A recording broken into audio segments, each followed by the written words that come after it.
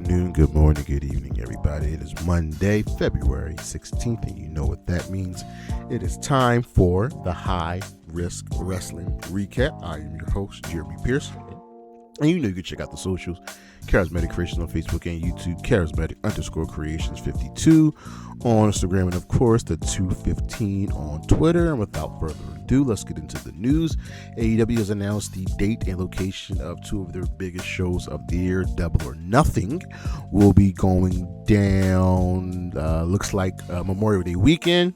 So probably that Sunday, that's usually when Double or Nothing goes down, will be taking place at the Louis Armstrong Arena in Queens, New York. Now, it probably would have been going down at the Arthur Ashe Stadium, which is right next to it, but Arthur Ashe is under construction. Makes sense. But this is reported by Andrew Zarian, so Double or Nothing in New York. I will be attending. I cannot wait. And All in London is coming back. It will be going down Sunday, August 30th. I think that's Labor Day weekend. And yeah, that's look like it's going to be a good show. They are back once again in London. All in Texas was a really good show last year. I'm wrong. It's the week before Labor Day weekend, so it's a little odd. Private Party is officially back after the 13-month hiatus. We don't really know why they were gone, but they made the return to AEW this past week on Dynamite. It is good to have them back. There were reports and rumors of them possibly waiting their contract out and going to WWE, but it also looks like their contracts are quite different in that one would be gone before the other. So it's good to have Mark Quinn and Isaiah Cassidy back. The WWE has been granted an extension to respond to their ESPN streaming lawsuit. Remember, this lawsuit was brought to you by Michael DeCia of New Jersey and Rebecca Tobach of New York, who alleged that WWE gave fans the impression that they could watch premium live events like WrestlePalooza via the ESPN app as long as they had an existing ESPN subscription through their cable or live TV streaming. But many fans discovered that they still had to pay the extra $30 monthly fee to access the events, despite already paying for ESPN. So the WWE has an extension to response to that. TNA has announced the date and location for the Rebellion pay-per-view. It will be going down Saturday, April 11th in Cleveland, Ohio. I always associate Rebellion with the UK, maybe because I'm thinking of WWE Insurrection, which has always been the UK event, but Rebellion, I feel like it's been in the UK a lot of times. Moose has recently been pulled from an event in France after some allegations had surfaced from members of the community, and APC decided to cancel their show. We will stay up on this. Let's see what goes down there. The WWE is standing firm on their WrestleMania, not only their WrestleMania ticket sales, but the blackout. So if you are a business within 50 miles of WrestleMania in Allegiant Stadium, you are not allowed to broadcast WrestleMania. Even if you were willing to pay a commercial licensing fee, you still cannot broadcast. So, one, the WWE is holding firm on their policy, and two, they are not lowering ticket sales. Ticket sales are about 10,000 sold behind where they were this time last year. And look, prices are high. You're going back to the same place, and creative sucks. Yeah, you're going to be behind. Mickie James has made a return at No Surrender, confronting, I believe, the Elegance brand. She got into it with Ash by Elegance. We shall see what the legend has done and what will be going down with her. Cass has announced that he has re-signed, or he's claiming he's re-signed with TNA in getting a new deal. We'll see about that.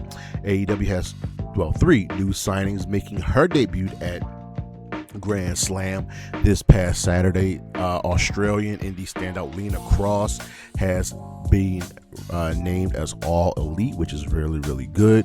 And it looks like the IInspiration, Jessie McKay and Cassie Lee, are also All Elite. They made their debut at the House Rules show in Brisbane. I am excited for all of these signings.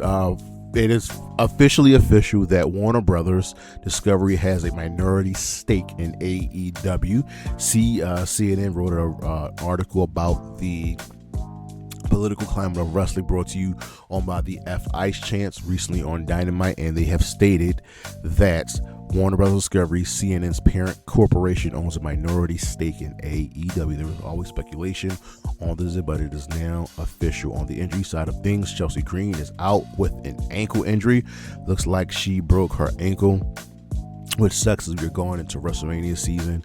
Oh, man. The injury sidelined her from the AAA show last week, and now she is out with an ankle break. Braun Breaker has surgery for his hernia, which was already bad enough as it is, so there's a strong chance that he also could miss WrestleMania. Bianca Belair is finally getting surgery on her finger, and well, she's already been out for almost a year. Looks like she's going to be out a little longer, and she also may miss WrestleMania. Jake Doyle has surgery for his biceps tear. We shall see how long he should be out, but it's probably going to be around 4 to 6 months. There's just a lot of injuries going around, ladies and gentlemen, but that is the news, and we should be right back with the week in review.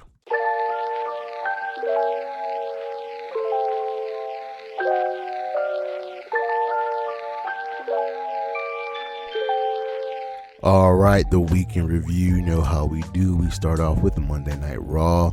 Look, Finn Balor isn't done yet. This show gets a fist. We opened up with Michael Cole announcing Braun Breaker's out indefinitely with surgery. Becky comes out, and she's talking about the corruption of the Royal Rumble being tossed, and AJ Lee pretty much interrupts her and goads her into giving her an Intercontinental Championship match. Looks like that will be going down at Elimination Chamber.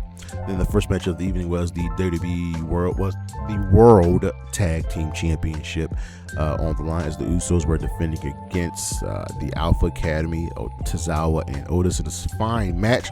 Ultimately, the Usos won with the 1D. Tozawa was really distressed after this match, but they consoled him. This was really solid. Otis and Tozawa came to play and it really caught the Usos off guard. Backstage, Jimmy was like, "Yo, Jay, Chamber, that's all you." All right. CM Punk will be interviewed a little bit later by Michael Cole. Liv and Dom were celebrating her Rumble win. Stephanie Vera interrupts them. This is all in the ring, leading to Stephanie talking to Dom in Spanish and slapping him. We'll see what goes on with Liv's WrestleMania decision. She has not made it yet. Rhea Ripley, Lyra, and Ivy now fought each other to qualify for the Chamber, but Rhea Ripley winning this match. I actually didn't want Rhea to win here. I would have much preferred Lyra or Ivy now. They definitely need the boost. I don't see putting Rhea in the match if she's not going to challenge for the title at WrestleMania. Someone else could have gotten the boost here. There is still tension with the Judgment Day as Liv is trying to talk Finn into going after the tag team titles again with JD when he comes back, but Finn wants the World Championship. As Cole is trying to interview CM Punk, Finn comes out and demands a title match. Adam Pearce resists, and Punk's like, "I'll put the belt on the line of the Chamber." Okay, there it is. It's going to go down. But we know the result of that match. Heyman confronts Adam Pearce about Braun Breaker's injury, and Logan Paul mouths off to Pearce, and Pearce is not really having it. Natty and Maxine fought to a double countout after Natty's aggressive got the better of her, and she locked the sharpshooter in on Maxine on top of the announcer desk. AJ consoled Maxine after the match, and then Becky attacked AJ after the match. Then we followed that up with El Grande Americano Original teaming with the Javon Evans to take on El Grande Bravo and El Grande Rayo, with Evans and OG Grande winning the match. Gunther says the WrestleMania result will always be the same. He's also lost at back-to-back WrestleMania, so qualifiers are for next week. Penta, Theory, and LA Knight fought to qualify for the Chamber. This was a solid match, but the Masked Man showed up attacking Theory, allowing LA Knight to hit the BFT, and he moves on to the Elimination Chamber as Knight is celebrating. Pierce is arguing with Bronson Reed, and Becky is shown backstage looking unhinged, and Lee checks on Maxine. So there's a lot of stuff going down with WrestleMania. We don't know where this is all going to lead to. Over on Dynamite, this was the Grand Slam Go Home show. Show gets a thumbs up. It was a big show at that. We opened up with Swerve and Omega having some words with each other. Swerve called Omega a lost prophet, a false prophet, and that his generation has lapped him, and he's using his EVP powers to put himself in the world title picture. And Omega's like, nah, that's just not it. But if you want to do this, he smacks Swerve, and they ended up fighting and landing a V trigger. So we'll see what goes on. They kept fighting, and they were fighting up into the stage until Swerve speared Omega off the stage through some tables. Renee was backstage with Fletcher and Callis, and Fletcher promised to win the TNT Championship, and he asked Don, let me do this by myself. Don's like, okay. Our first match of the evening was the Death Riders, Pac, Mox, and Claudio taking on the Don Callis family to catch the Mark Davis and Josh Alexander. This was a fun match. Everybody got their spots and a lot of chaos involved, but ultimately the Death Riders won. Then we had the TNT Championship on the line as Tomasso Ciampa defended against Kyle Fletcher. An absolutely fantastic affair. It was very physical, very back and forth. And a lot of people don't like the spamming a finisher, but this one kind of worked here. They both kicked out of each other's finishers. It took Fletcher, a Michinoku driver, a Larry, and then another brainbuster to finish Ciampa off, and we have a new TNT champion. After the match, as Fletcher was getting interviewed, Mark Briscoe came out because Fletcher declared himself the greatest TNT champion of all time, and Mark's like, listen, with you and I, we 3-3. He congratulated him, saying you deserve it. The future is great. It's bright with you in it. And one more time, match number 7. And Fletcher said, hey, you like to reach for the sky, so you will reach for the sky. And the TNT title will be put on the line in a ladder match at Grand Slam. We got the announcement for Wembley, and the Babes of Wrath vow to retain the tag titles at Grand Slam. Danny Garcia and Clark Connors, random pairing, took on Orange Cassidy and Roderick Strong. Roddy actually walked out on OC.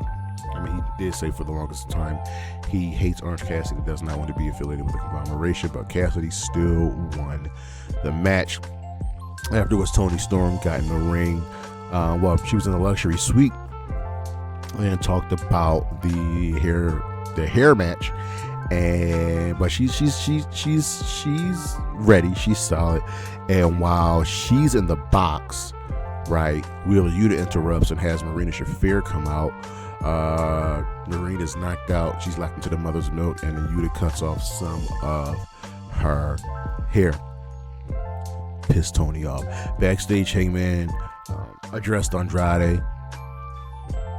He's going to win, and Callis rebuts and Andrade is going to win. And Jet Speed also won singles gold, but Jet Set Rodeo, the trio champions of Jet Speed and Hangman, are also the trio champions. So it's a lot going on here. The Young Bucks took on the Rascalz, and the return, the wild card team, was Private Party. Number 1 contenders will get a title shot against FTR at Revolution, and a solid affair. I would have very much preferred the Rascalz or Private Party to win. Just because we've seen the Young Bucks versus FTR a couple of times, we could hold off on them. I know the matches are classics, but I digress. But the Young Bucks did win the match. FTR came out after the match confronting the Bucks, telling them that they're good, but they're not FTR good. And the Bucks super kicked them. Okay, and they left Stokely untouched. We got some updates on Will Ospreay, who's reflected on surgery and is getting ready to return at some point. In the main event match, Kris Statlander put the Women's Championship on the line against Thekla in a strap match. This was great. It was bloody. It was brutal. Thekla showed up and showed out. The Sisters of Sin got involved, causing a distraction. It's a no DQ match. They didn't really need to cause a distraction, allowing Thekla to tie Stat's hand, spear her, and drop her with the curb stomp. 1, 2, 3. We have a new Women's World Champion, ladies and gentlemen. After the match, the rest of the Triangle of Madness attacked until Alex Menzel, Jamie Hayter, and the Brawling Birds came and made the save. I would have saved this for the following week because it overshadows Thekla's championship win. Over on Impact, this was the No Surrender Go Home show. The show gets a fist. And it was a solid affair. So we opened up with Moose, who says everyone wants to know what's going on in his head and what's he thinking. He reminds everyone that he created the system, but he knows how to dismantle them. Santana comes out and allows himself with Moose, and Moose teases out, bringing out 2 more legends. Daria's like, nah, relax, in order to out of the ring. So we'll see what goes on for later in the evening. G Miller's backstage interviewing Ryan Newman. He vows to use every weapon possible against Shota. Alicia Edwards tells Moose her contract is coming up, and Moose assures her that he will always stand up for her. Our first match was Rich Swann versus Nick Nemeth. Nick Nemeth got the win in a solid affair. Swann missed the Phoenix Splash, and Nemeth hit the danger zone. Backstage, Xia Brookside and Indy Hartwell vowed not to surrender at No Surrender, or whatever that means, and they predicted win for Lei Yingling, and they promised to win the Knockouts tag titles. The Righteous cut a promo saying they stars of a line announced that they're teaming up with the Hardys at No Surrender to take on Order for an Honor. Will lift them up in the ring. Eric Young calls out BDE, and he offers to make BDE a hero, who promptly rejects him. And then Eric Young attacks him and delivers pile drivers, that's plural, to BD before security stops him. Santino suspends Eric Young. Daria overrides it and makes Eric Young versus BDE at No Surrender. I don't like having two people in charge. Something's got to give. Marsha Day versus Ryan Nemeth in an Albuquerque street fight was solid. It was immediate, bro. I love intergender wrestling. Ryan hit a neck breaker, but Marsha Day suplexed him on some lollipops, used the kendo stick, knocked him off the top rope, and finished him off with a super kick, and she wins the street fight. Statlander and Mance Warner reintroduced themselves to the AMC audience. Okay, they're officially back. We got some video packages about Order 4, the match going on between Elijah and Mustafa Ali. Arianna Grace thanks Santina for the title match, and she sneakily takes the Cobra while hugging him. Main event, third match of the evening, was Santana, Moose, and the Hardys taking on the System, and the System ultimately got the win. But Bronson planted Jeff Hardy with the pin, got him with the power driver. Our No Surrender results on the countdown: Center Saint won a squash match. Frankie Kazarian defeated Alan Angels. Frankie Kazarian went from being the world champion to wrestling on the pre-show. That's not a downgrade, because Swerve went from being on the pre-show to being the world champion. So we'll see where this leads Cass. Jody Threat won a battle royal to become the number one contender for the Knockouts title. Trey Miguel defeated Stax to win the international championship. Mance Warner defeated Mike Jackson. The Elegance brand defeated Xia Brookside and Lei Yingling to retain the Knockouts tag titles. This is where Mickey James returned after the match. Eric Young beat BDE. Lei Yingling unfortunately lost to Arianna Grace, and now another NXT superstar holds the TNA title. So Arianna Grace is your new Knockouts champion. This is the third woman to become in NXT to become TNA Knockouts champion. Order 4 defeated the Hardys and the Righteous, and Leon Slater and Mike Santana defeated Eddie Edwards and Nick Nemeth. They played it safe with this match, just because Leon Slater, Eddie Edwards, and Nick Nemeth all have guaranteed shots at the World Championship. Over on SmackDown, poor Sami. This show gets a fist. Tiffany is bragging about her rookie year and the chamber expectations she has. Nia and Lash like, whatever, we're just gonna beat you. Jack says she'll pin Tiffany in the chamber, and we lead into our women's tag team title match with Rio, defended against Nia and Lash in a good match. I wanted more from this match, but it ended in a no contest as Chaos was just breaking out at ringside. They kept brawling even after the bell. Sky crossbody Nia through a table, and Lash speared Rhea through the barricade. Backstage, Kathy interviewed Cody outside of his bus, and he referenced Nick Aldis advising him to control his emotions. Says he's 2 matches away from being in the WrestleMania main event again, and this is Von Erich country, so do not bet against him. Backstage, we were Mello, Cardona, and Apollo, all surrounded by the U.S. Championship talk, and Miz wants a title shot again. He is a locker room leader. Aleister Black teases Randy Orton implications. We might be getting this match at WrestleMania. As Lena talks about her qualifier. And the ring is supposed to set up Mello versus Ilya, but then the MFTs showed up, so it came down to a 5-on-2 brawl, leading to Cruz and Cardona helping, leading to Shinsuke helping, even at odds, and of course we get a 10-man tag match, which ultimately ends with the MFTs defeating Cardona, Apollo, Shinsuke, Mello, and Ilya Dragunov. I don't know what was the point of any of this, but whatever. The lights go out and the Wyatts are ready. They're coming back. Charlotte apologized to Alexa for what she was doing at the Rumble, and Bliss is like, yo, Nia caused these issues. Charlotte gives her black roses in a framed photo. This was Valentine's Day weekend. Nick Aldis book Priest versus Sid versus Trick next week for the Chamber. Trick and Mello again. Okay. Kit recited a poem. Malcolm Priest and Truth recited a poem, making Kit react that they are all toxic. Alexa, Lena, and Yuya fought in the qualifier with Alexa Bliss winning this match here. I would have probably had Zelina or Yuya win. I just can't keep having Yuya lose. Tiffany and Jordan Grace calls pass and Alba Fire pushes Josephine in the wheelchair. Tiffany mocks the apology request. Trick defeated Ray Phoenix. Hey, see what's going on with Ray. Yeah, they clearly believe in Trick and they're pushing him. Rhea and Io regroup and they're going to figure out what to do about Nia and Laz. And Joy is pissed about losing. Jay defended the WWE Women's Championship against Jordan Grace. And this was a good match. Jay Cargill has been champion for over 100 days, and this is her first title defense.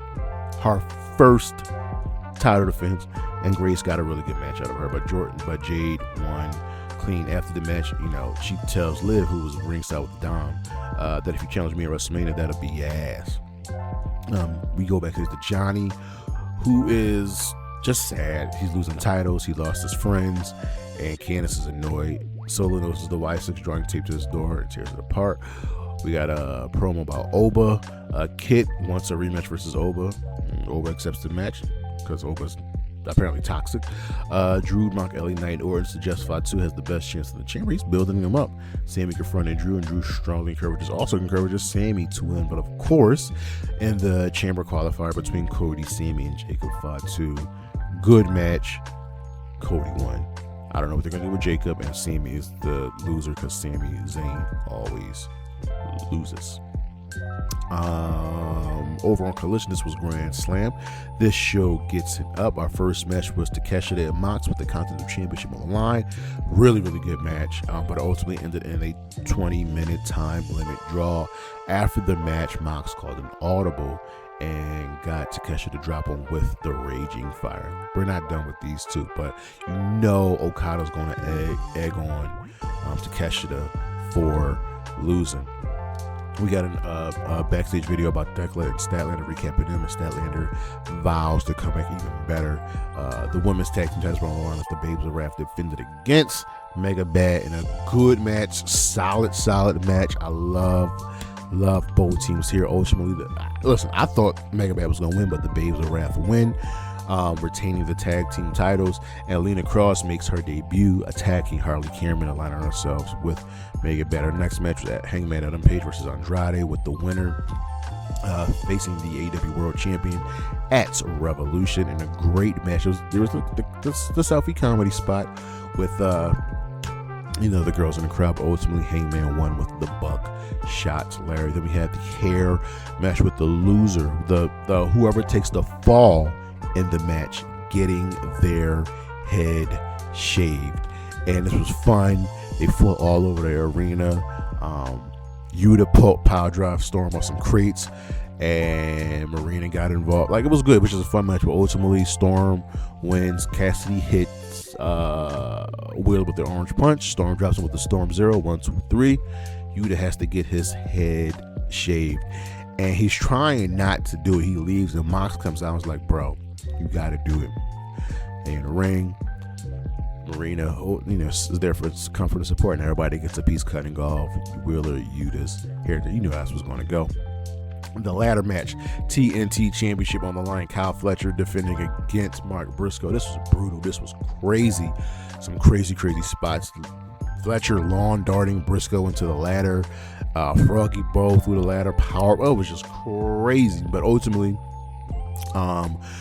Kyle Fletcher hit a brainbuster off the ladder and got the WB, retaining the TNT Championship. In our main event, the AEW World title was on the line as Maxwell Jacob Freeman defended against Brody King. Brody injured his leg early in the match, allowing MJF to target that said leg. He went for a gonzo bomb, which got him a near fall, but that leg again stopped him from making a full cover. MJF tried using the Dynamite Diamond Ring. Brody got the sleeper in, almost won the match, but ultimately MJF targeted the knee, hit him with the tombstone on the apron. The apron was exposed, dropped him with the heat seeker. 1, 2, 3. MJF retained and still your AEW Men's World Champion. After the match, Hangman came out, signed the contract, and that is our main event. Well, possible main event for AEW Revolution. Just a really good all-around show. Our matches of the week, it's mostly the AEW New Japan. From New Japan, New Beginning, Andrade versus Gabe Kidd, Callum Newman versus David Finlay, and the Knockout Bros versus Shota Umino and Yuya Uemura with the tag team titles on the line. From Dynamite, just fantastic affair. Death Rider versus the Don Callis family in that 6-man tag. Fletcher and Ciampa for the TNT title. The Young Bucks Private Party, Rascalz, and the number 1 contender tag team match. The strap match for the AEW Women's World Championship. Thekla and Kris Statlander from Smackdown. We got one Cody, Jacob, and Sami Zayn to qualify for the Chamber. And from Grand Slam, even though it was a good show, there was only truly one great match, and that was the ladder match for the TNT Championship. Our stars of the week, we got a couple, ladies and gentlemen. Our newest AEW signings, Lena, Kross, and the Inspiration. Thekla and Kyle Fletcher for becoming champions for the week, and of course Trey, Miguel, and Arianna Grace for also becoming champions at No Surrender. But that is our show, ladies and gentlemen. Thank you for listening. Thank you for watching.